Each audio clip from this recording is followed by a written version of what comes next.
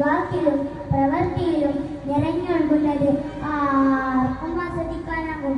അതൊരു സംസ്കാരമായി മദീനയിൽ ഓരോക്കി പറഞ്ഞിരുന്നു.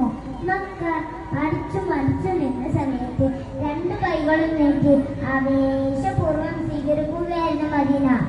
അതിന്റെ കുളിരനുഭവിക്കുകയാണ് ഇന്ന് മദീന. രണ്ടുപേർ അതാ ആ തെരുവിൽ തർക്കത്തിലേർപ്പെട്ടിരിക്കുന്നു. ഒരാൾ മദീനയുടെ ഗാനം പാടി ബിലാൽ റളിയല്ലാഹു അൻഹു, മറ്റേയാൾ റിഫായി ഗോത്രത്തിലെ സമുന്നതൻ അബൂദർ റളിയല്ലാഹു അൻഹു. രണ്ടുപേരുടെയും തർക്കം ഒരൽപ്പം അതിൽ വിട്ടുപോയി.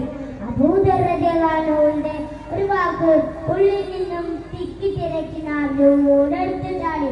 അത് കൈവിട്ടുപോയി. കറുത്തവളുടെ പുത്ര. ആ വാക്യത്തിൽ ബിലാൽ റളിയല്ലാഹു അൻഹു എന്ന കറുത്ത മനുഷ്യൻ ചാട്ടുകളേറ്റ് ബലപ്പെടുന്നു.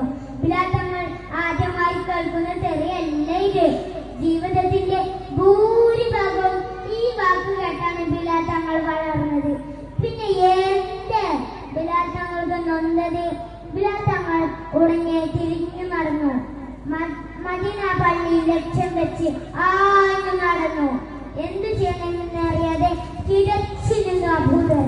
ബിലാൽ തങ്ങൾ പോകുന്നത് സംസ്കാരത്തിന്റെ രാജഗുരുവായ മുത്തുനബിയുടെ സമീപത്തേക്കാണ്.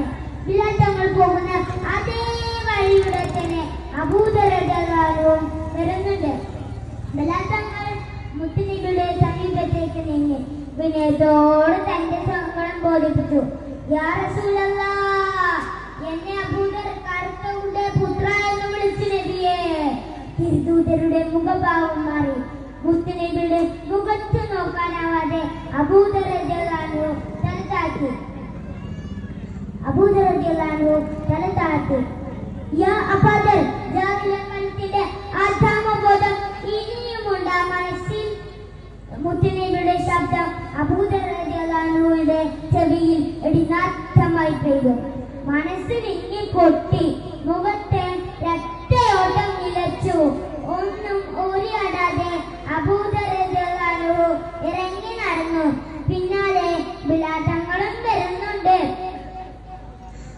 ബിലാൽ തങ്ങളോട് പ്രതിക്രിയ ചെയ്യുന്നതിനുള്ള മുന്നൊരുക്കത്തിലാണ് അബൂദർ റളിയല്ലാഹു അൻഹു. ആ വഴിക്ക് കുറുകെയായി അബൂദർ റളിയല്ലാഹു അൻഹു മണ്ണിൽ കവിള് ചേർത്ത് കിടന്നു. ആ വഴി മുറിച്ചു കിടക്കാനാവാതെ ബിലാൽ തങ്ങൾ ആ വഴിയിൽ നിന്നു ആശങ്കയോടെ ചോദിച്ചു, എന്താണിത് അബൂദർ? അതിന്റെ മറുപടി ഒരു കരച്ചിലായിരുന്നു. ബിലാലേ, പ്രിയപ്പെട്ട ബിലാലേ, തങ്ങളുടെ കറുത്ത കാലുകൊണ്ട് ഈ വെളുത്ത കവളിൽ ചവിട്ടു ബിലാൽ. എന്താണിത് അബൂദർ? ഇല്ല, താങ്കൾ എന്റെ കവളിൽ ചവിട്ടിയിട്ടല്ലാതെ ഞാൻ ഇവിടെ നിന്ന് എഴുന്നേൽക്കില്ല. എന്റെ ഉള്ളിലെ ആത്മബോധം നശിക്കട്ടെ. ബിലാൽ തങ്ങളുടെ കണ്ണുനീർ അണപൊട്ടി. കുഞ്ഞിൽ നിന്ന് അവിടുത്ത കവളിൽ അമർത്തി ചുംബിച്ചു.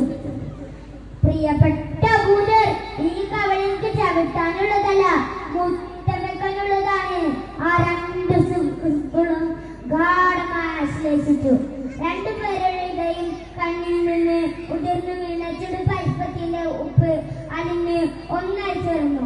അതെ, മുത്തുനബി പഠിപ്പിച്ചു തന്ന സൗഹൃദത്തിന്റെയും സ്നേഹത്തിന്റെയും ഭാഷയും പ്രകടനങ്ങളുമാണ് നമ്മൾ ഇവിടെ കണ്ടത്.